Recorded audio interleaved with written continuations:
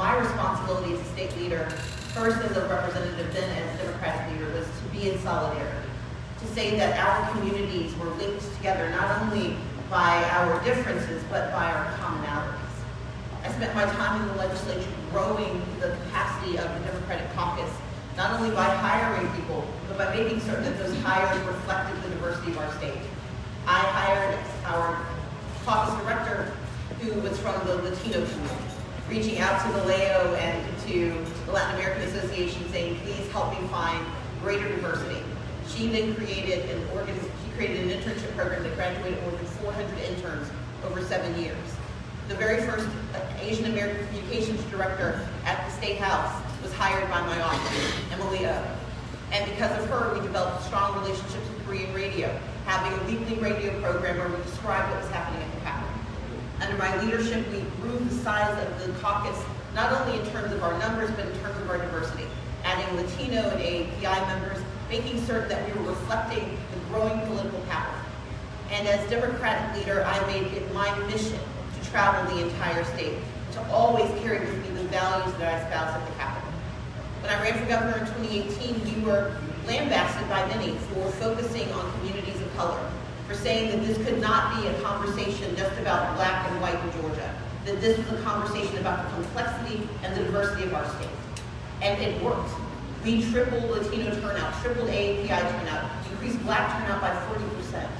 We reflected the values and we reflected the composition of Georgia. When I did not become governor, I did not take my focus off of these issues. When I created the New Georgia Project, it was designed to register voters of color.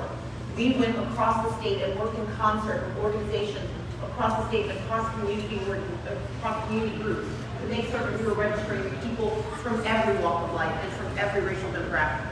When I started Fair Fight, we fought not only to protect voting rights, but we fought to expand access for those communities, especially newly naturalized citizens, who were being denied their right to vote. And when I created Fair Count, it was designed to make certain that every person in Georgia was counted. We worked very closely with Asian American Advancing Justice, with the LAO, and other organizations to ensure that we have the most accurate count in Georgia, and that count included the growing power of Latino, Asian American, and Native American voters in the state. I'm here today because I put my money where my mouth is. But more importantly, I put my values where my vision is. And what I see is a Georgia that is complex and diverse, but that is one state. We may come from different backgrounds and we may espouse different beliefs about what our future can be, but we should be able to move in that direction together. And that is why the theme of my campaign, the mission of my campaign, the ethos of my campaign is One Georgia. And so I'm excited to have a conversation about how One Georgia becomes real in 2022.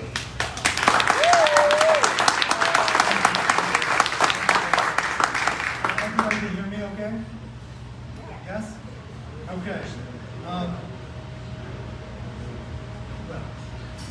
We're good, right? Good? Yeah? All right, thank you. So the first, thank you very much for that. Question number one, okay? Georgia has the fastest growing Latino population rate in the nation. The Latino population more than doubled in Metro Atlanta in the last decade. Lately, the majority of growth in Latino population has come from those born inside the United States. In previous decades, immigration has been the primary driver of growth. In some areas of Georgia, there are schools where Latinos comprise 60% of all students enrolled. These Georgia-born Latinos are pushing the American acculturation with their families and communities in a variety of ways. Largely, the general market media and civic leadership identifies Hispanics as a one-issue community. It could be a little frustrating as a Latino. For Georgia's U.S.-born Latino community, what would you say to them, their families, about what your administration would offer them specifically beyond the immigration issue? And how would you engage U.S.-born Latinos if you were elected governor of Georgia? Thank you. I'm going to reframe the question just a little bit in this way. I know that we have a number of mixed documentation status families in Georgia. That while we do have one of the fastest growing populations of U.S.-born Latinos, because of the nature of our economy, we will always have a very strong immigration population to make certain we're thinking about the whole family, the whole community. And too often we find ourselves slicing off the areas we want to talk about and ignoring the consequences for others. As an African-American voter in the state of Georgia in the United States, I'm very familiar with this notion that we have one issue we care about. And so I'm always sensitive to the importance of thinking about the complexity of our communities. For example, when I worked with Paleo and when I worked with the Georgia Hispanic Chamber of Commerce, it is because I recognize that no matter what our point of origin is, our intention is to grow strong families and strong communities. That means that we have to focus on education, healthcare, and job growth.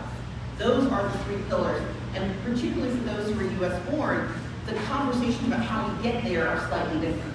But we can't ignore the challenges that come from immigration, because immigration is often a proxy for bigotry. It's a proxy for who we are talking about. We use immigration as a lens through which we view community. And our responsibility is to not allow the denigration of immigration to become the lens through which we view the entire Latino population. And that's why I think it's so important that we not let that be set aside, but it has to be in addition to. And when I think in addition to, I think about making certain that our schools are fully funded. We know that in the state of Georgia, over the last 20 years, Republicans have cut $10 billion from education. Brian Kemp cut $1 billion from education during his tenure. And while this past year we've seen additional money go into education, that is largely federally funded. It was not funded through changes made by the Kemp administration. It was funded by dollars brought to the state by our two Democratic U.S. senators. This is important because if we want to see how education will affect this fast-growing Latino population who comprise a much stronger majority of our public school children, then we have to have conversations about how we're going to fully fund education and how we're going to keep our teachers in the classroom. Today, he is signing legislation about divisive concepts, and what that is code for bigotry. We cannot tell an accurate story about the state of Georgia if we cannot have a true conversation about race in the state of Georgia. And race in the state of Georgia is not black and white. It is Latino. It is American. It is Asian. Education is a crucial piece of this. And that means fully funding our educators, making certain we overfund schools that are becoming historically Hispanic serving, and that we think about the pathway from cradle to career, ensuring that because we know that in the Latino community, we have daycare deserts. We have underfunded pre-K, and we need to make certain that at every stage of academic development, we are serving children. Citizens, that we are doing our best to include them in economic growth. That economic growth means making sure that we are bolstering small businesses. It is insufficient to say that you believe in small businesses when you are not willing to use state dollars to actually support those small businesses.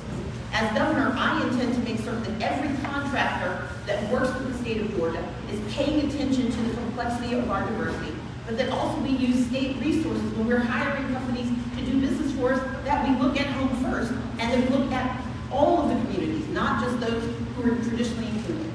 Lastly, Medicaid expansion. Medicaid expansion is incredibly important, especially to the Hispanic community, because the single largest racial demographic that is underserved in healthcare is the Hispanic community. 24% of the Hispanic community does not have access to health insurance. Medicaid expansion not only improves their personal health care, it improves the finances of their families. As a private citizen, I paid off the debts, working with my organization, paid off the debts of 68,000 people with medical debt. By expanding Medicaid, we reduce the likelihood of medical debt, we increase the likelihood of preventative care, we increase the longevity of our communities, and we make certain that working families, that hard-working Latinos in the state of Georgia who simply are not able to get insurance through their workplace because they are not making enough in wages, have access to the health insurance that can anchor themselves, anchor their families, anchor their communities.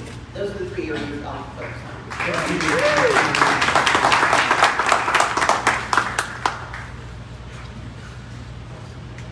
This morning, Governor Brian Kemp will sign a series of education bills, including market census discussion and information about race and racism in K-12 schools. What is your thought on this bill?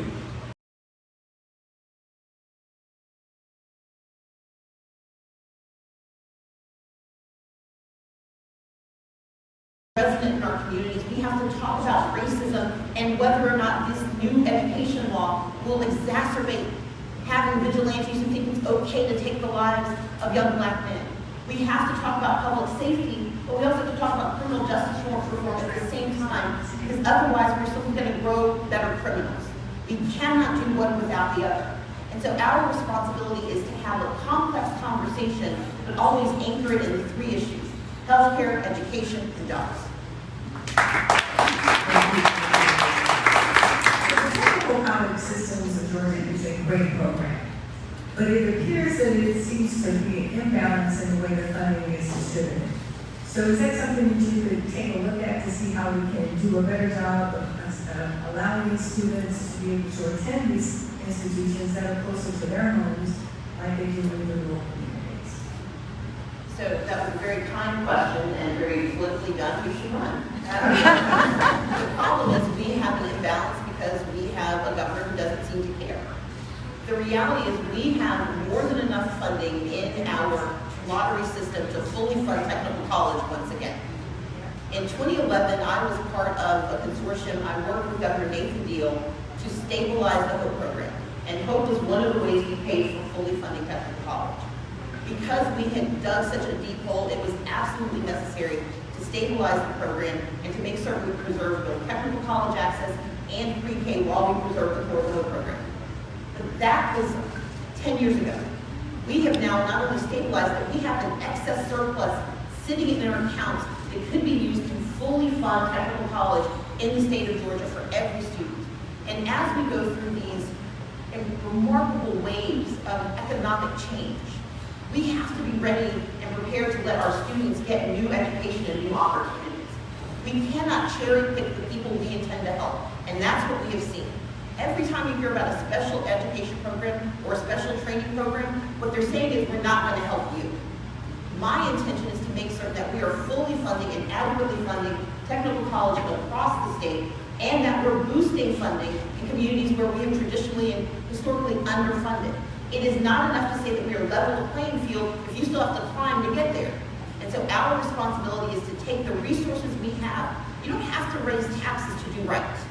That's the lie you're going to hear in this campaign, that to do right, we have to it's going to cost money we don't have. No, we have to spend right to do right. And that's my intention as the next governor of Georgia.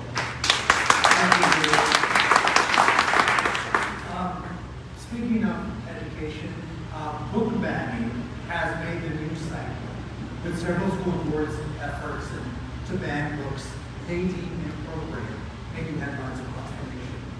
Books being banned are by and large written by authors from marginalized communities. There is a budding book movement among Latinos of Georgia who feel their stories have largely been ignored. In fact, here in Georgia, one of our very own, Maria Castillo Crawford, an education advocate, community organizer, is opening a Latino bookstore this Saturday. It's called the Little Book Spot. As a best-selling author, books and literacy have a special place in your heart. If elected governor, what would you do to establish a safer space for culturally inclusive literature in Georgia and help to foster Latino initiatives like yours and across the state with culturally focused books and stories? Georgia is uniquely positioned in our country because we have one of the fastest growing populations along every metric. We are a fast growing state. We have the fastest growing Latino population. We have one of the fastest growing AAPI populations. Our African American immigration, re-immigration, and growth rate is among the fastest in the country. We look like America will in the next 30 years. And therefore, it is incumbent upon us to model how America should see itself in the next 20 to 30 years. And part of the way we do that is by telling the stories of who we are, so that those who don't have our own experiences can understand how we come to be. You mentioned that I'm a best-selling author, and I appreciate that, but I'm the daughter of a librarian. I literally grew up taking naps in the stacks of books in my mom's library because my parents couldn't afford daycare. So we would go to pre-K on the college campus where my mom worked. And when pre-K let out, my mom would go pick us up, and the only place that she could put us was in the stacks. And we would be in the back of the library, sleeping among the books, on our blankets. I grew up loving and being embraced by literature. Stories that I could never have imagined growing up in Gulfport, Mississippi, transported me around the world, and it also taught me about different communities. One of my proudest achievements when I was little was that I taught myself to say my numbers 1 through 10 in 9 different languages. Meaning that we cannot keep going to the same big builders, the same big contractors that we always go to. If you want to grow small business, give small businesses a chance. And I take this very personally because I started a small business, and what we have done is actually fund the ability of other small businesses to bid on those contracts. You cannot set your bond indebtedness level, you cannot set your bond liability level at such a high rate that small businesses can never reach it because you're just guaranteeing a cycle of underinvestment and disinvestment. And so instead, I'm going to look at our contracts, I'm going to hold every single agency accountable for creating a small business track. And that small business track has to focus on how they're going to encourage small businesses, sometimes in cooperation, having 3 or 4 small businesses come together to bid on a contract. Because 3 small businesses together have the same economic capacity and the same deliverable capacity as one major business. And so we need to be very intentional about spending Georgia dollars in Georgia with Georgia businesses that look like Georgia, and that will be my focus. Thank you very much. We are now going to open up the questions to the audience. I see a few folks raising their hands. The first question. Hi, my name is Maggie Goldman. I'm running for Fulton County Commission, and I'd like you to talk a little bit more about how the Medicaid expansion can help county budgets, because I understand that we spend $40 to $60 million a year on indigent care and Brady, for example, and I'd love to be able to get people, preventative care that doesn't even require them to go to the emergency room, but also if we can spend that money on other things the county needs and we can have Medicaid cover those residents, that would help everyone. Exactly. Okay, so here's Medicaid 101. Medicaid is a joint program between Medicaid is a joint program between the state government and the federal government. And the federal government says to the state, you can decide who you serve. We have some basic guidelines, but you get to decide. Georgia has one of the meanest programs in the country.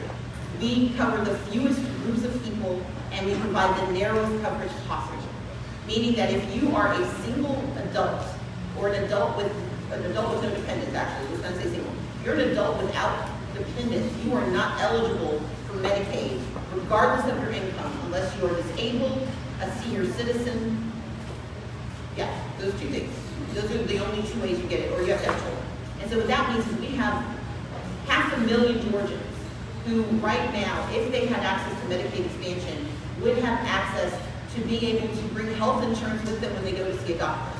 I earlier mentioned the 68,000 people that we pay medical debts for. Not every one of them would have been eligible for Medicaid expansion, but many of them would have had access to services that could have reduced their medical debts. And not every person who is eligible for Medicaid expansion is a working family adult, but we know that too many of our families cannot get access to health insurance. So here's what happens. In the state of Georgia, we divide the cost of health care among our counties, our state, and private providers. We have what's called an uncompensated care rate, meaning the amount of money poor people spend that they can't afford to pay for, so it just sits on the books. It's $2.7 billion every year. That's how much healthcare people use that they cannot pay for. $2.7 billion. Medicaid expansion will give us $3.5 billion. If you like math, $3.5 billion is more than $2.7 billion. The cost to Brady is the cost that every single taxpayer in Fulton County and DeKalb County pay. But it's also a cost that everyone in Georgia pays. Because when we cannot cover uncompensated care costs, when we have to cover emergency room usage, and Dr. Al can tell you, when you have to pay for an emergency room for something that was preventable, then you are spending exponentially more. Medicaid expansion will reduce our cost by actually putting more money into hospitals like Brady. It will return more than $100 million to our local governments, reducing their outlays. It will create 64,000 jobs, meaning we have contracting opportunities, but we also have better employment opportunities, and it will cost the state a fraction of what we spend. Now you're going to hear that it's bad math, In every state that has expanded Medicaid, they have reduced costs, they have increased services, they have increased health outcomes, and people like it. They like it so much that when the Republican governor of Kentucky threatened to get rid of Medicaid expansion